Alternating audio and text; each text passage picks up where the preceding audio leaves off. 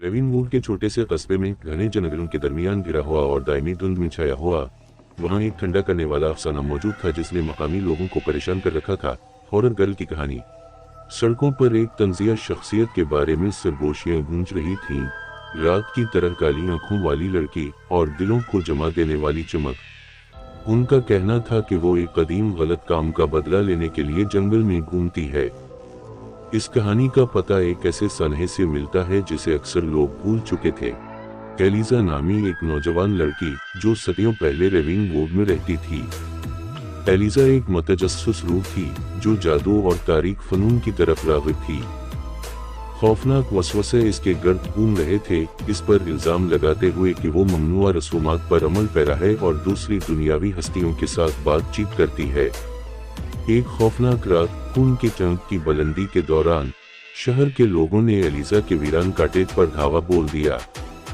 इन्होंने इस पर शहर पर लानतें लाने का इल्जाम लगाया और इसके तारीख तरीकों को ख़त्म करने की कोशिश की। खौफ और गुस्से के जुनून में वो एलिजा को घसीट कर जंगल में ले गए और उसे एक कदीम दरख्त के साथ बांध दिया और उसे खून के चंक की नापाक नजरों के नीचे हलाक होने के लिए छोड़ दिया। लेजेंड ने एक लानत के बारे में बात की जो एलिजा ने अपने आखिरी लम्हात में कही थी, एक लानत जिसने रेविन वुड और इसके बाशिंदों से इंतकाम लेने की कसम खाई थी। कहा जाता था कि हर खून के चंक पर वो अपने साथ होने वाली नाइंसाफी का बदला लेकर लौटेगी। जैसे जैसे सदियां गुजर गईं, ये कहानी एक एहतियाती कहानी में बदल गई, जिसे बहुत से लोगों ने महज लोक दास्तान के तौर पर मुस्तरद कर दिया। ताहम हर चंद दहाइयों में सरगोशियां दोबारा सर उठाएंगी क्योंकि खून की चंद रातों के दौरान रेविन वुड को खौफनाक वाक़यात ने दो चार किया। लोग बगैर किसी निशान के गायब हो गए।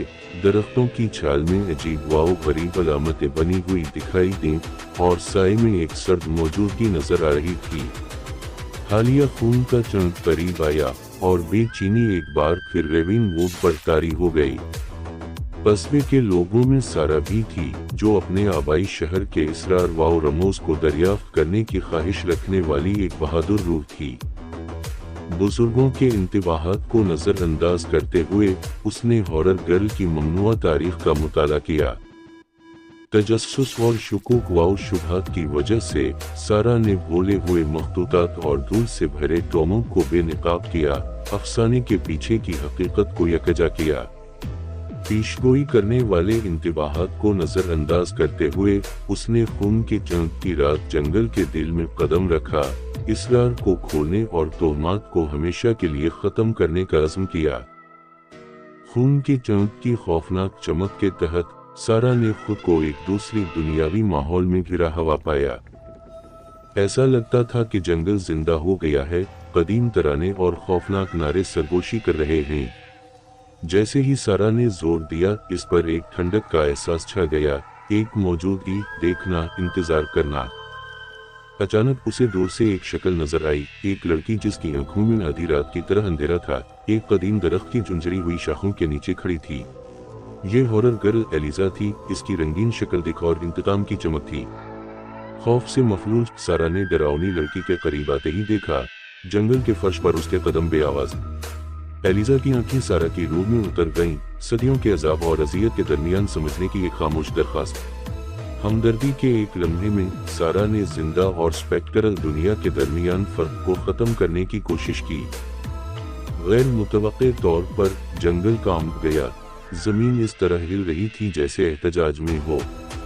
वह खाम तवानाई के साथ कड़क रही थी और सारा ने खुद को एक अंधी रोशनी में लपेट लिया था। जब रोशनी खत्म हुई, सारा जंगल में अकेली खड़ी थी। खौफनाक लड़की कहीं नजर नहीं आई। वो रेविन वुड वापस आ गई, इनकाउंटर से हमेशा के लिए बदल गई।